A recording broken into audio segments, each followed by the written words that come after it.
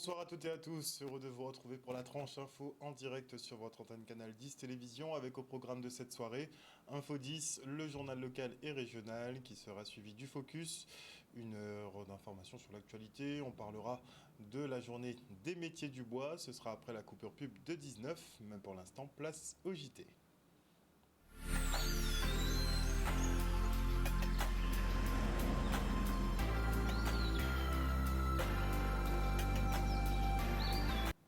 Nous sommes le jeudi 11 avril 2024 et suite à 2 agressions en moins de 24 heures, les agents pénitentiaires de Fontsarail montent au créneau.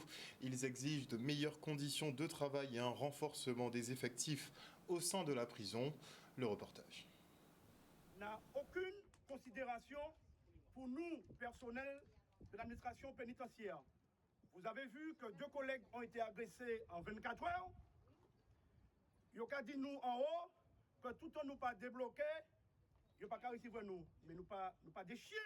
Nous sommes là simplement, c'est parce que il y a eu 2 agressions, une avant hier matin et l'autre avant hier. Et là, maintenant, on dit stop à toutes ces agressions. En plus, il y a un manque d'effectifs également. On demande également une unité UHSA, UHSI pour les psys. Et que maintenant, c'est surtout ce suivi, il n'y a pas ce suivi. Et que nous, le personnel, l'administration pénitentiaire, on est confronté à ces gens, donc assez fous, assez malades. Et que, mais il y a des moments maintenant, là, on n'en peut plus. Le personnel qui est actuellement à Bemao, la moyenne d'âge est à plus de 50 ans. Le personnel est vieillissant, le personnel est usé, le personnel est fatigué, non seulement par un rythme de travail élevé, mais aussi par toutes ces agressions qu'on subit. Certains services fonctionnent en effectif réduit, notamment le service où le collègue s'est fait agresser hier, l'unité sanitaire, où depuis des années, on demande à ce qu'il y ait 2 agents dans ce service-là. Et jusqu'à hier, il était tout seul. Et donc le collègue, il se fait agresser pour donner l'alerte, pour la gestion effectivement de l'incident. Ça pose problème, ça nous pose problème parce qu'en fait, c'est un secteur qui est isolé. La prison actuelle, elle est vieillissante. Donc c'était tout à fait normal qu'on nous fasse une extension à côté pour pouvoir pallier à la sous-population pénale. Mais quand on regarde bien, c'est un peu du leurre parce que une fois que cet agrandissement sera terminé, croyez-moi, elle va être aussi vite remplie. Aucun personnel ne vient travailler pour effectivement se faire agresser et rentrer chez lui en étant amoché. Donc nous, c'est nous donner les moyens humains, matériels, afin de travailler en toute sécurité. Et afin de bien marquer leur présence sur le terrain, les forces de l'ordre effectuent maintenant des opérations dites place nette. De nombreux effectifs de douane, gendarmerie et police ciblent ainsi des zones sensibles où sont démultipliés les contrôles d'identité de véhicules et de commerce. Hier soir, 90 agents ont passé au peigne fin le quartier de Loricisque à Pointe-à-Pitre. Le reportage d'Olivier Félix. Ces opérations place nette qui ont été judiciarisées d'autant plus. Donc on travaille en lien étroit avec les services et avec Madame la procureure de la République. Et c'est grâce à ça qu'on a ces opérations-là sur le terrain qui permettent vraiment d'effectuer ces contrôles. Ce soir, on est sur une très grosse opération puisque le directeur de la DTPN pourra le dire, mais on n'est pas loin de 90 effectifs qui sont présents ce soir pour ces opérations de contrôle. Et je remercie aussi les effectifs des douanes, de la police municipale et de Pointe-à-Pitre. Et je tiens aussi à signaler qu'on a un peloton d'intervention de la gendarmerie nationale qui est avec nous. Donc c'est une belle opération place nette qui sera renouvelée autant que de besoin puisque ces contrôles ont des résultats. Nous avons mené ce matin même une opération judiciaire sous le contrôle du procureur de la République en lien avec une affaire d'importance de vol-violence qui s'était déroulée il y a quelques temps. Et nous avions des individus à aller chercher dans ce secteur. Nous avons interpellé ces individus ce matin et dans la continuité de ces opérations judiciaires, nous faisons ce soir une opération de contrôle d'identité, de contrôle de véhicules et de contrôle de commerce aussi également. C'est tout l'intérêt de cette présence sur le terrain qui est visible et qui permet vraiment de montrer les forces de l'ordre au travail et des opérations qui souvent, Lauricis qui a eu ce matin une première opération qui a permis une interpellation. Donc on voit bien que ce sont des opérations en plusieurs étapes. Là ce soir on est sur des opérations de contrôle et encore une fois de présence sur la voie publique. C'est d'abord montrer bien sûr la présence de tous nos effectifs présents sur le terrain, de marteler notre présence même si j'ose dire, tout ceci en lien avec des affaires judiciaires, de montrer que la police ne cède rien, que ce soit en matière judiciaire ou que ce soit en matière de présence des effectifs sur la voie publique. Non, il n'y a pas de zone de non-droit dans l'agglomération pontoise. Et on fera en sorte qu'il n'y en ait jamais. Régulièrement, les jeunes recrues du régiment du service militaire adapté de Guadeloupe effectuent des nettoyages de sites naturels. Et aujourd'hui, ils se sont occupés de la forêt de Pouzzol à Port-Louis, qui malheureusement sert de décharge, abat les pollueurs. Le reportage. Là, nous sommes dans la forêt de Pouzzol, donc c'est juste à côté de Port-Louis, à 2 km de Port-Louis. Et l'action, donc, c'est de ramasser un maximum de déchets. Donc, c'est une forêt qui est quand même très, très utilisée pour déposer des déchets. Donc là, en plus, on est le long de la route. Donc il y a beaucoup de dépôts de déchets. Actuellement, ce sont des jeunes recrues qui sont entrés en service il y a environ 2 semaines. Et à chaque fois, au bout de 2 semaines, on a un partenariat avec l'ONF sur différentes activités. Et aujourd'hui, la mission, c'est nettoyer la forêt de Pouzzol. Le RSMA opère en fait une fois par mois en fait à travers les nouvelles recrues qu'on réceptionne qui vont partir après en formation. On leur fait une formation initiale avec dedans en fait une journée. Cette journée-là en fait, elle est portée sur le collectif, sur qu'est-ce qu'on peut apporter en plus à la Guadeloupe, qu'est-ce qu'on peut apprendre nous-mêmes en plus à travers ce collectif, à travers toutes les civilités. Et on travaille également sur le fait d'observer en fait toutes ces incivilités qui nous entourent. Et du coup, voilà, c'est de la pédagogie pure. Ils doivent voir l'impact qu'on laisse derrière nous et savoir que si on ne fait rien, ça continuera forcément à se dégrader. Il n'y aura aucun sens et aucun avenir, aucun futur en fait pour tout ça. Qui prennent conscience en fait que leur île est belle et qu'ils doivent s'en occuper. Donc c'est une prise de conscience pour eux dans un premier temps, mais aussi pour leur entourage, parce que je pense que dès qu'ils vont rentrer, ils vont en parler autour d'eux, ils vont en parler à leur famille, à leurs amis. Et en plus de ça, ils pourront profiter de leur travail en faisant faire la balade dans la forêt de Pouzzol. J'ai trouvé du plastique et du recyclable. C'est pas normal ça. Ça c'est pas normal. Hein. C'est pas normal du tout. Hein. Il y a de nombreux déchets, donc là ce que nous on essaie de faire en fait c'est de plus en plus de valoriser cette réserve biologique en apportant de plus en plus d'accueil du public dans la réserve, puisqu'on s'est rendu compte que c'est à travers l'accueil, la connaissance de la réserve qu'on va pouvoir sensibiliser le public. Le message que j'aimerais faire passer au monde, c'est d'être plus généreux avec la terre et de prendre soin de la terre parce que c'est là qu'on vit, même si on n'est pas dans la forêt en train de vivre, mais il y a les arbres qui poussent et c'est les arbres qui donnent l'oxygène au monde. Alors c'est mieux de prendre soin des arbres et la réserve naturelle. Un reportage de Maxime Morel. Et à l'occasion du lancement de la nouvelle campagne fiscale, la Direction régionale des finances publiques dévoile les chiffres clés des déclarations de revenus. Et si la Guadeloupe compte 266 000 foyers fiscaux, seuls 24% d'entre eux sont éligibles à l'impôt sur le revenu, impôt qui rapporte 201 millions d'euros à l'État, auxquels sont déduits les 30 millions d'euros de crédit d'impôt. 235 foyers guadeloupéens sont assujettis à l'impôt sur la fortune immobilière, l'IFI, et ce pour un montant de 426 500 euros. Notez que pour être soumis à l'IFI, votre patrimoine après déduction des dettes doit être supérieur à 1,3 million d'euros. Et si la taxe d'habitation sur le logement principal n'est plus, il ne faut pas oublier de déclarer ces résidences secondaires, sinon l'administration vous poursuivra, vous les connaissez. La taxe foncière, elle, représente la plus grosse manne financière pour les pouvoirs publics qui encaissent 396 millions d'euros sur les 192 000 foyers fiscaux concernés. Et à noter une bonne nouvelle quand même pour les déclarations de cette année, à savoir que pour pallier à l'inflation, le barème de l'impôt a été augmenté de 4,8%. On fait le point avec Jean-Yves Legal, directeur de la DRFIP de Guadeloupe. En ce qui concerne les nouveautés fiscales, on peut souligner le fait que le barème de l'impôt a été augmenté de 4,8% pour tenir compte de l'inflation. Ce qui fait qu'à salaire équivalent, ça correspond à une baisse d'impôt ou en tout état de cause pour les gens qui ont été augmentés de moins de 4,8%, d'une stabilisation de leur impôt pour l'année. Un point important de cette campagne aussi, c'est la poursuite de la démarche de déclaration d'occupation des biens immobiliers. Cette année, le dispositif va permettre aux gens qui n'ont pas fait cette déclaration l'année dernière de le faire et de nous indiquer également les changements. Il y aura un guidage par différents dispositifs de pop-up et d'incrustation de cette démarche qui sera facilitée, qui sera faite en ligne en même temps que la déclaration de revenus. La fraude déclarative qui reste encore évidemment heureusement limitée, mais qui est complètement aujourd'hui identifiée et qui donnera lieu à des poursuites parce que ça constitue une fraude. L'usager peut se tromper, on a la possibilité de corriger en cas d'erreur, mais lorsque l'on met sciemment des chiffres erronés sur une déclaration aux fins d'obtenir un crédit d'impôt et d'avoir une restitution infondée, c'est une fraude. Et j'invite vraiment les contribuables guadeloupéens à être extrêmement prudents, à ne pas donner leurs identifiants, leurs adresses mail à personne d'autre que leur tiers de confiance.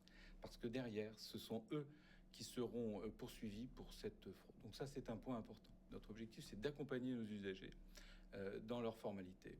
Alors évidemment, on se mobilisera pour continuer à les recevoir. On a aussi ce numéro national, le 0809 401 401, qui permet d'avoir quelqu'un au téléphone et l'équipe de Guadeloupe y participe aussi. Et on va continuer également à se mobiliser avec les France Services du territoire, en les formant, en les accompagnant, mais aussi en menant sur place des rendez-vous pour aider nos usagers. Donc on continue à développer cette démarche d'accueil pour aller vers nos usagers et pour leur faciliter l'impôt, en quelque sorte.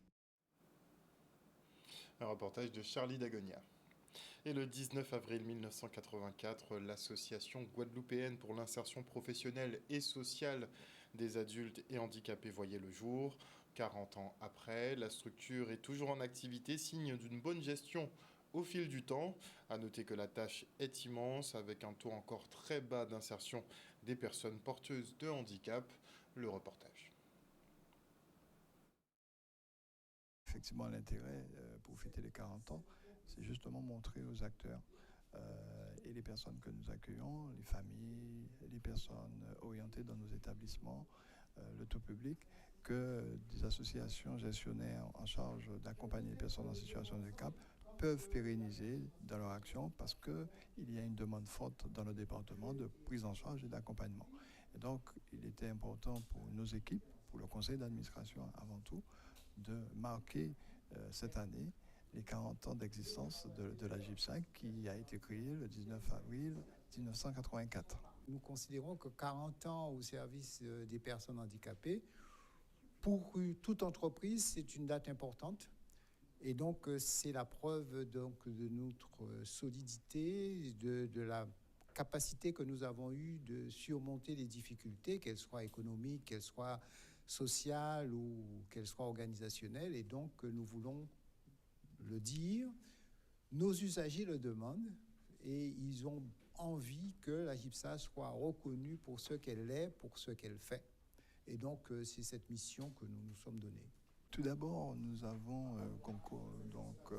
organisé une réflexion collective avec les salariés des différents établissements qui ont proposé un programme d'activité qui va se dérouler à partir déjà de ce 13 avril par une journée porte ouverte jusqu'en novembre où nous aurons un séminaire bien particulier sur une thématique qui touche le secteur du handicap avec une soirée festive en novembre. Et entre-temps, nous aurons plusieurs manifestations, un café littéraire le 11 mai ici à Duguesson, des rencontres sportives entre les personnes accueillies et les professionnels. Voilà, un certain nombre d'événements et aussi l'approbation du nouveau projet associatif de l'association. La commission des très petites entreprises de la Chambre de commerce et d'industrie des îles de Guadeloupe ainsi que ses partenaires comme la CGSS partent à la rencontre de ceux qui font le tissu économique de l'archipel. Des rencontres de proximité pour faciliter la tâche justement de ces entrepreneurs. Regardez. Nous avons des ressortissants qui sont répartis sur l'archipel. donc aussi dans les communes rurales. Et c'est normal que la commission des très petites entreprises vienne emmener l'information au tout près de l'entreprise. Parce que bon, on comprend, les gens ne peuvent pas toujours se déplacer sur Jarry. Et c'est normal que nous fassions du B2B. Parce qu'aujourd'hui, ça va être du B2B avec l'URSSAF, avec les impôts, avec le centre de gestion agréé, de manière à ce que les gens comprennent au mieux. Et c'est pour cette raison que j'ai demandé qu'il y ait un langage simplifié, puisque nous sommes dans une zone rurale, pour que les gens n'aient plus peur d'aller vers ces institutions, de faire les déclarations et d'être aussi à jour. Parce qu'il ne s'agit pas non plus d'empêcher aux entreprises de fonctionner, parce que je dis toujours, l'entreprise, c'est l'entreprise qui fait des embauches. Donc, nous sommes plus aujourd'hui dans une configuration d'accompagnement au lieu de dire que nous allons imposer à l'entreprise de fermer, etc., etc. C'est un moment fort aujourd'hui, c'est le aller vers. Nous l'avons choisi par le biais de nos orientations au sein de la Caisse générale de sécurité sociale de Guadeloupe et de Saint-Martin, par le biais de mon conseil d'administration. J'ai même fait voter un schéma directeur de la relation usagée pour choisir la proximité et le aller vers pour être au service de la population tout entière. Et la politique qu'on essaie de mener au sein de cette Caisse générale de sécurité sociale, notamment au niveau de l'URSSAF, la retraite, l'assurance maladie et voire même le monde agricole, c'est d'être beaucoup plus proche de nos usagers, bien sûr. On peut retrouver sur ce forum les services de la Chambre de commerce, services du numérique, services du CFE tout simplement. On trouve aussi les services de la CGSS, de l'URSSAF, les services des experts comptables, puisque nous avons Madame Nicolas qui représente l'ordre des experts comptables, nous avons le centre de gestion agréé et nous avons les impôts. Donc c'est un très beau forum qui sera véhiculé sur l'archipel de la Guadeloupe, puisque notre prochain forum de ce type se tiendra au Lamentin. Et tous les jeudis, le président de la communauté d'agglomération Nord-Basse-Terre reçoit des administrés ou entrepreneurs du territoire. L'occasion pour eux de présenter leurs projets directement à Guy Losbar. Le reste en images. Conformément à nos engagements, chaque mois, je reçois les administrés qui peuvent prendre leur rendez-vous eux-mêmes sur notre plateforme, sur le site internet. Et puis, c'est l'occasion de pouvoir accompagner les différents projets. Ma très grande satisfaction, c'est que chaque jeudi, lors de ces rencontres, il y a au moins 2 ou 3 porteurs de projets qui montrent l'attractivité donc, du Nord-Basse-Terre et le développement qui est en cours. Donc des projets dans le domaine de l'automobile, dans le domaine de l'environnement, de l'agriculture. Après, à charge pour mes services de permettre qu'ils obtiennent satisfaction. Moi, je viens le jeudi parce que je suis moi-même conseillère communautaire et je suis sollicitée par un ensemble de riverains et je viens m'inquiéter des demandes que j'ai ou que ces personnes ont sollicitées auprès de la CNBT. C'est pour voir l'avancée des choses et en même temps pour que les gens puissent se rendre compte un petit peu des démarches qui sont entamées et les rassurer tout simplement. Je pense que c'est important qu'ils soient reçus par l'exécutif de manière à mieux comprendre et peser le travail qui est fait. Aujourd'hui, je me suis présentée à la CNBT parce que j'ai reçu une convocation pour un entretien par rapport à un projet agroécologique. Et donc, ce qui est important pour moi aujourd'hui, c'est de m'émanciper et de pouvoir avancer dans mon projet professionnel. Et aujourd'hui, j'ai bon espoir que les choses avancent très rapidement. On s'affiche comme un territoire de haute qualité environnementale et je crois que cela pénètre nos administrés puisque aujourd'hui, j'ai eu donc, des projets en insertion sur le développement de l'agriculture bio. L'autre fois, nous avons eu pour le développement d'un étang. Vous savez, il y a un grand étang de 4 hectares à Sainte-Rose. Et d'ailleurs, la semaine prochaine, il y aura toute une délégation. On va pouvoir aller vers cet étang. Et l'objectif, c'est de transformer un éco-parc. Donc, vous voyez, de ces rencontres puissent naître des projets structurants pour le développement du Nord-Basse-Terre et du pays d'une manière générale. Donc, n'oubliez pas de vous inscrire sur la page, effectivement, de la CNBT. Et maintenant, je reçois une artiste chanteuse, Lynn Udino. Bonsoir, Madame Udino. Bonsoir. Alors, prochainement, justement, vous allez animer le spectacle Chemin des Amours au Lamentin. Alors, Dites-nous en plus. Alors, Chemin des Amours, c'est un spectacle qu'on a mis en place avec Charles Colbach, qui est ténor. Il est également directeur de l'école de musique de Sainte-Rose. Thomas Czepanski, le pianiste. Alors, Thomas, tous les 3e jeudis du mois, organise pas la médiathèque, le ciné-théâtre du Lamentin, un spectacle autour de l'art lyrique, de la musique dite classique européenne, mais pas que. Et donc ce mois-ci, il nous a invités, donc Charles et moi, autour de ce spectacle qui met l'amour en vedette. Comment ça, l'amour en vedette? L'amour en vedette parce que de la Renaissance jusqu'au contemporain, on va passer par des compositeurs divers, mais qui ont tous parlé d'amour d'une manière ou d'une autre. L'amour, ça peut être Chérie Doudou, je t'aime, mais ça peut aussi être la jalousie, ça peut aussi être la concupiscence. Donc un peu toutes les émotions. Voilà, toutes les émotions, mais toujours autour de l'amour. Parce que je crois qu'on ne parle jamais trop d'amour, surtout par les temps qui courent. On en manque cruellement peut-être. On en manque cruellement, mais nous en avons... À revendre par ici. À revendre. Effectivement. Donc, un spectacle en plusieurs tableaux? Un spectacle en 3 tableaux. Voilà. On ne va pas trop dire, mais... mon problème, c'est que je pose beaucoup de questions. Ah non, mais posez des questions, vous êtes là, c'est votre job. Alors, on pourra avoir un petit aperçu des 3 tableaux. Voilà. Les 3 tableaux, on va dire que ça va être chronologique. Voilà, ça va être chronologique. Donc, une évolution chronologique à travers les époques. Chronologique à travers les époques, avec des personnages différents. Donc là, ce qu'on va essayer de faire, plutôt que un concert lyrique avec 2 chanteurs debout, avec le même costume et tout, on va essayer de plus mettre en mouvement, en action, puisque Charles et moi sommes tous les 2 comédiens. Donc ça va plus se rapprocher de l'opéra ou du musical, puisqu'on a des compositeurs européens comme Mozart, on a le Chevalier Saint-Georges, on a une pièce du Chevalier de Saint-Georges, on en est très fiers. Puccini, etc. Mais on a aussi des comédies musicales ou opéras dits noirs, avec par exemple des extraits de Porgy and Bess.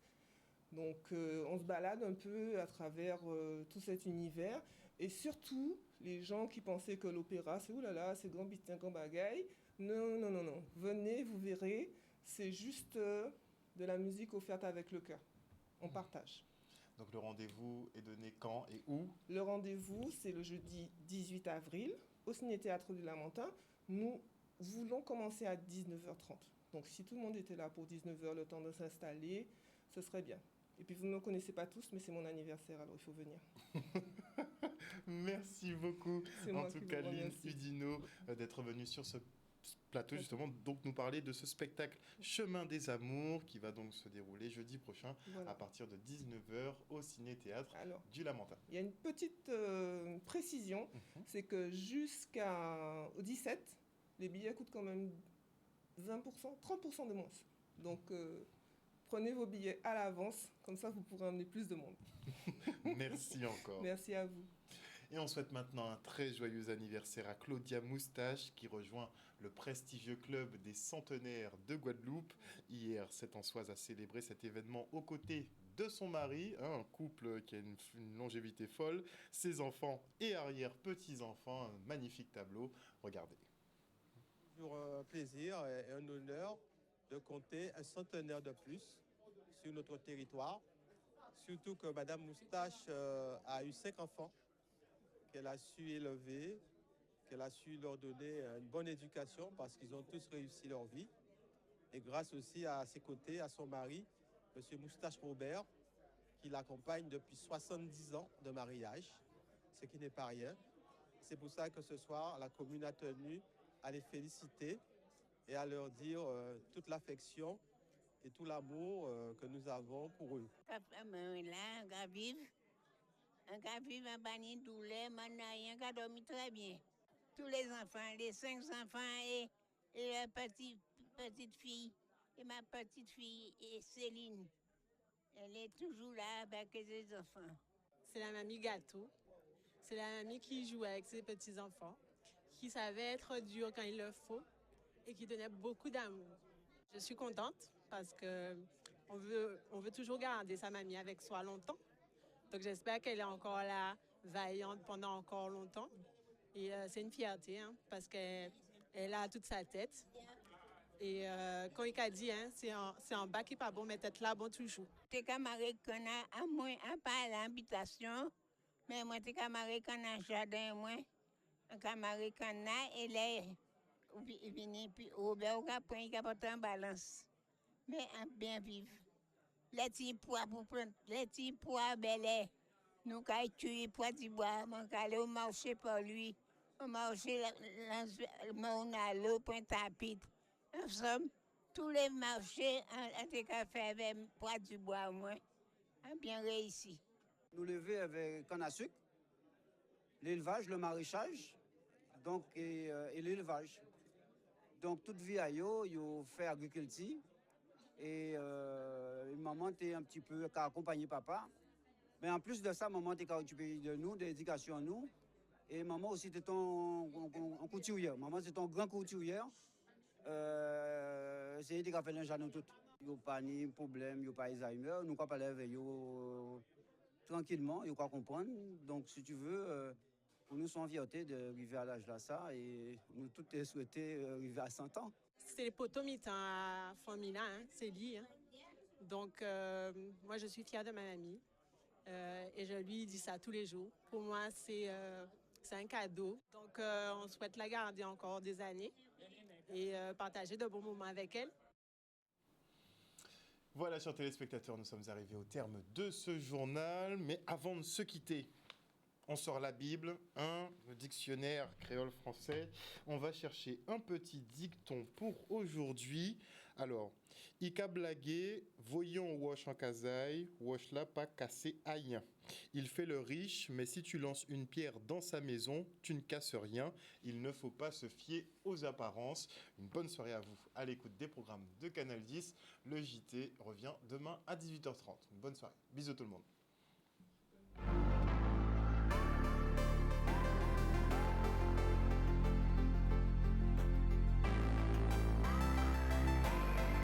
À venir dans la tranche info sur Canal 10, le focus, et comme je vous l'annonçais en début d'émission, on va parler de la fête des métiers du bois. Enfin, c'est une évolution de la fête du bois qui tourne en journée autour des métiers du bois. Ce sera juste après la coupure pub. Avant cela, je dis bonsoir, attendez le temps que j'aille sur le Face.